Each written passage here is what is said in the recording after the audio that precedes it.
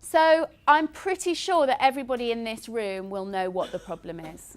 You know, the fact that we do have in London significantly high rates of childhood obesity, both in reception at 23%, only slightly higher than the England average of overweight and obese children, but significantly that increases to year 6.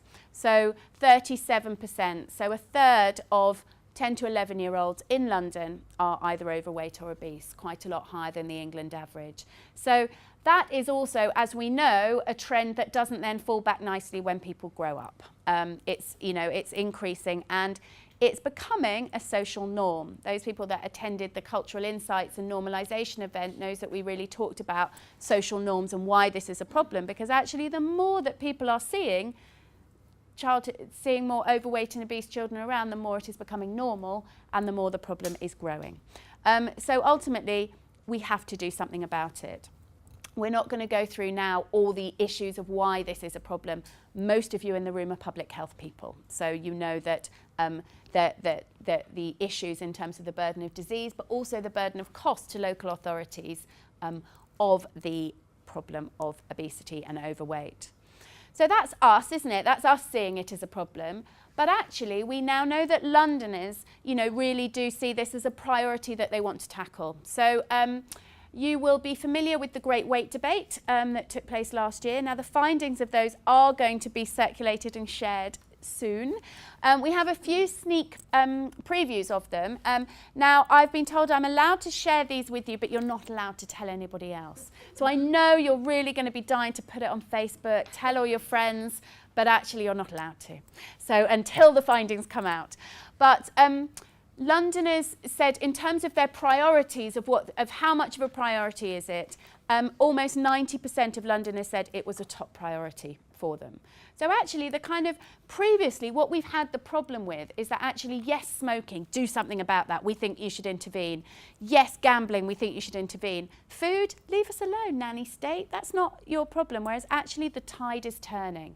That actually we are starting to see people saying, yeah, actually we want you to do something about us and we want you to help us. And why is that? Because actually it's too hard.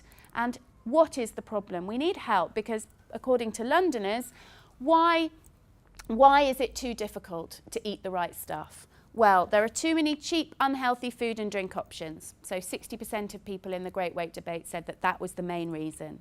Too many fast food shops and too much advertising of unhealthy food and drink options. But actually, if you look at where people have voiced their, I suppose, upstream approach previously has been all about advertising, all about the kind of let's not let people aware of it, let's ban that. Whereas actually, in terms of provision, now people are saying, you know, actually what's out there is difficult. Now, with public health moving back into the local authorities, this is where we have some influence. Because actually, who grants the leases and the licenses for the provision of that? Who decides actually what business rates people pay? Who decides at a festival what is on offer? To give you an example, this wasn't in London, so I'm not saying this would happen. Last weekend, myself and my 2 children did the Race for Life. And what was really great was that the 2 foods we could buy at that event were burgers and ice cream. So for the children, it was brilliant, but actually for me it was quite good because I could bribe 5 kilometres of running with an ice cream at the end. But actually that was in the local council park, that was the event, and that was all that was on offer. There was water, obviously, as well. So actually when we think of events where people gather and see social norms, see everybody like them eating, we have the opportunity to actually impact on what food people see and what people consume, but really importantly, what they see other people like them consuming. We have the high street that's available. We have the food that is provided in schools. We have the food that is provided on the way to schools. There are loads of things that are out of our control as individuals, according to Londoners, but are in the control of local authorities. So what we're going to be talking about today is who and where can we influence change? Because you know what? We're not going to change people's eating behaviours by information, because that's not how we make our changes. 95% of the decisions we make are unconscious decisions. We don't stop and weigh up the cost-benefit analysis. If we tried to do that, our brains would explode. So ultimately, this is we do things automatically by what's available, how it's promoted to us. So rather than just focusing on what can we remove, we need to think about how can we make the good offer the attractive, easy, affordable one as well. Because that's what Londoners want and need us to do. Because they're right. In terms of chicken shops, they're everywhere.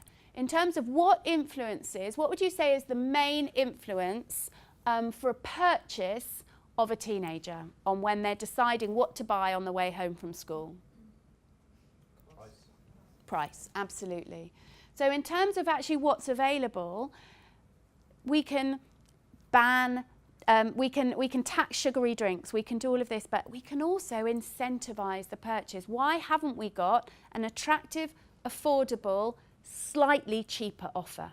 Because actually when we say price, it's not by much. It's about being able to get the cheaper thing and make it attractive and affordable. And you'll hear some examples of how we might do that. But essentially, if all we can see is the cheapest offer, then that's what we're going to just naturally do. So it's not just a problem, there's also an opportunity. So when the Great Weight Debate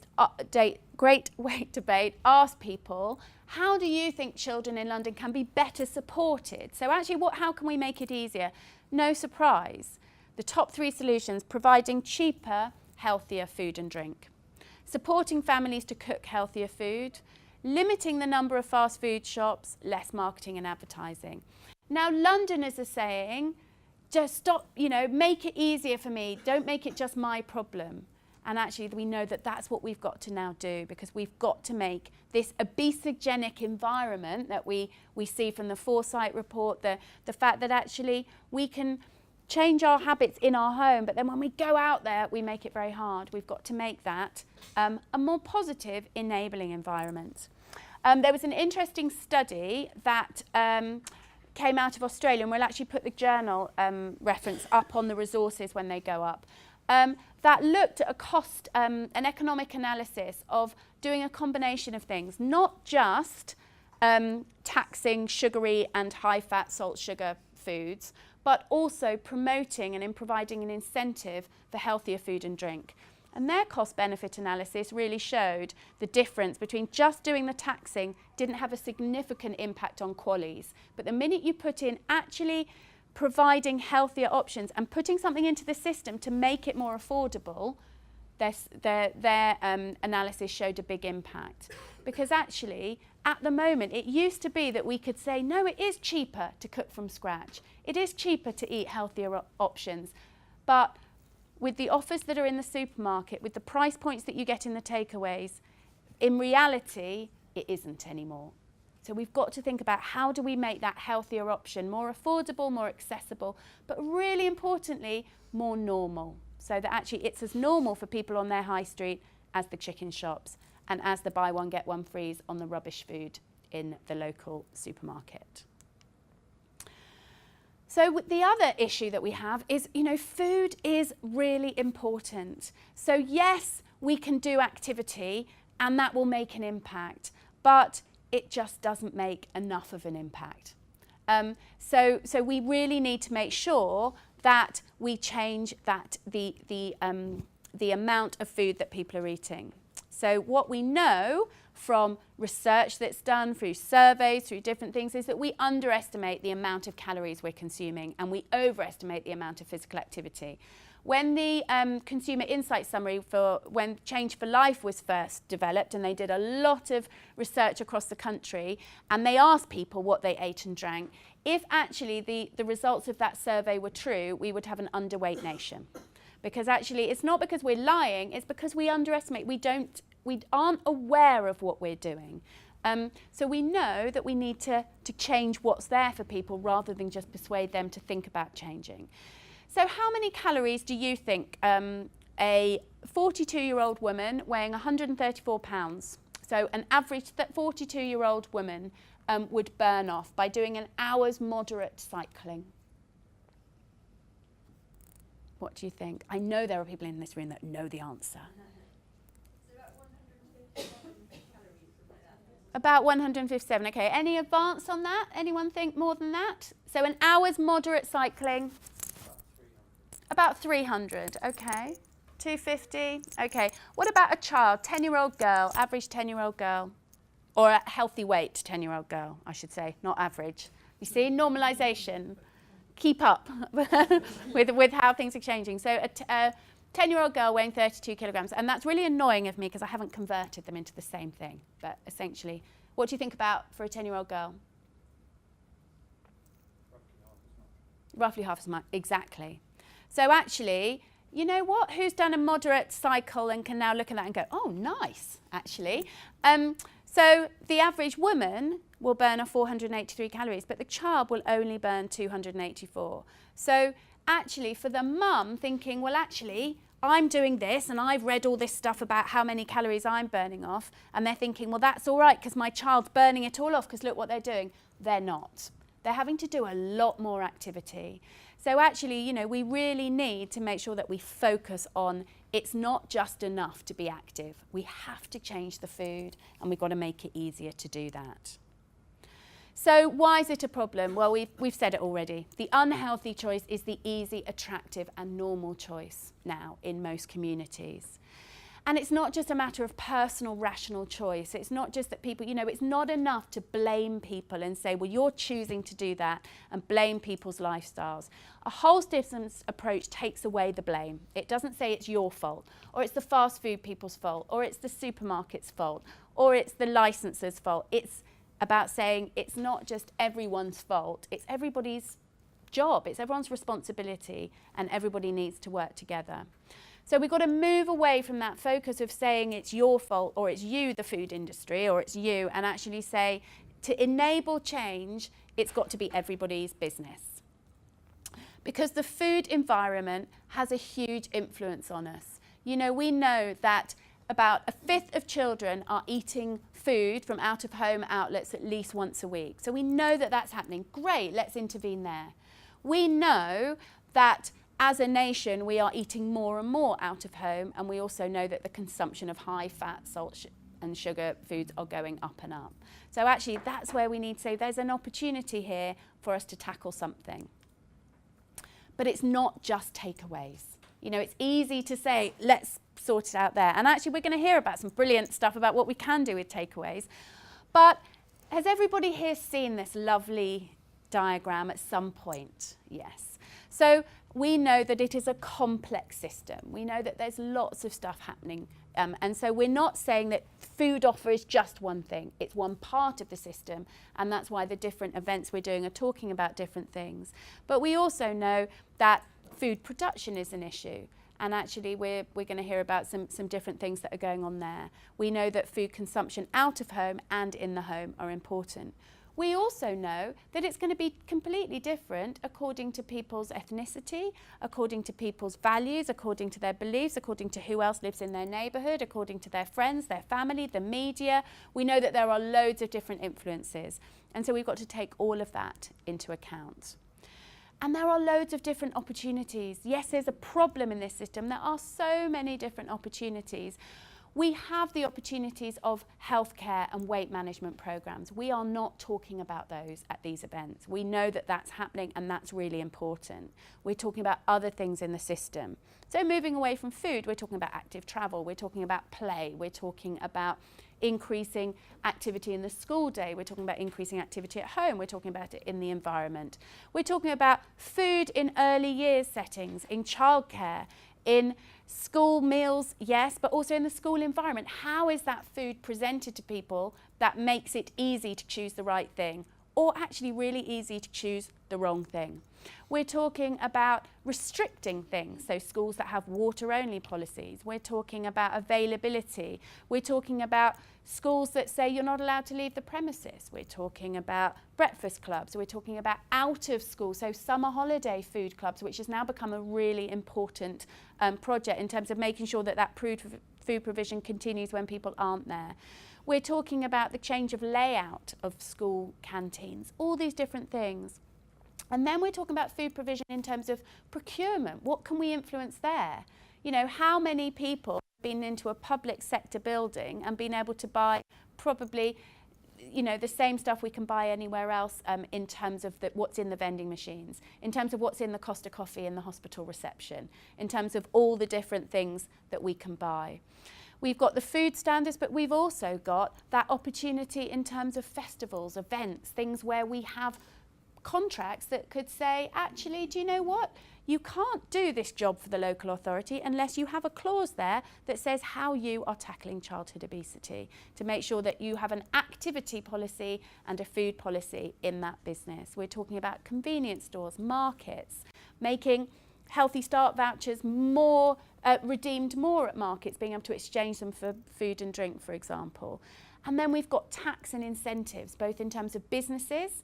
You know, when we are generating and trying to do lots more, let's get lots more businesses starting in a certain area, let's start up social enterprises, how are we promoting food business? Well, how about the effort and the funding and the extra incentive goes into healthier food businesses?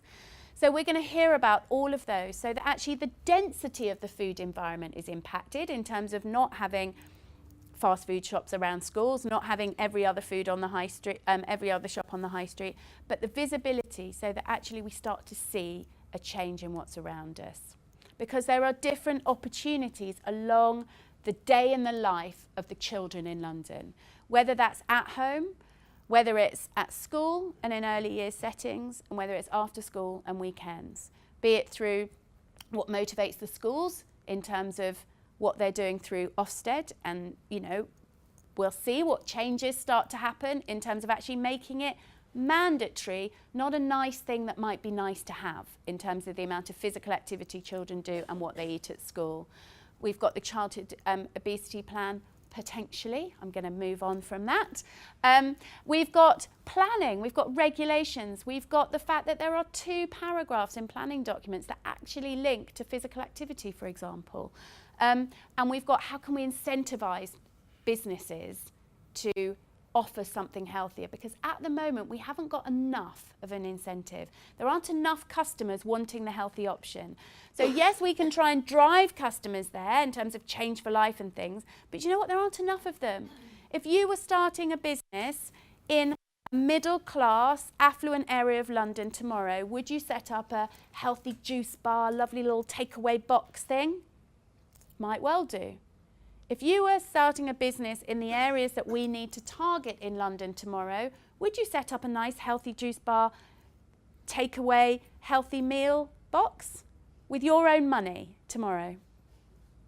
You just wouldn't, would you? There's nothing in it. What's in it for businesses? So we've got, you know, we need to change what's going on. So there is some support. And there are new ways of working, and there are things happening that will make this more possible. And we're going to hear about those now for the rest of the morning. So Sue's going to take us through the out-of-home toolkit that helps to support that. There's this toolkit, a link to it. It is available already online, and there will be a link to it on the ADPH website as well. And we're going to hear about the toolkit that helps you to consider both where to take action, but also what to take action on. But really importantly, and as we move forward to the 12th of July and you go back to your boroughs and you bring people from all the other departments you're going to hear about, it's about where we take action across the system, be it environmental health, be it planning, be it children's services, wherever, be it economic regeneration, economic development, whoever we're talking to, actually the toolkit works across these different departments. So that actually, just like I said, why would you open that business? Why would you do it? Actually, it starts to become, yeah, there's something in it for me to start working towards tackling childhood obesity.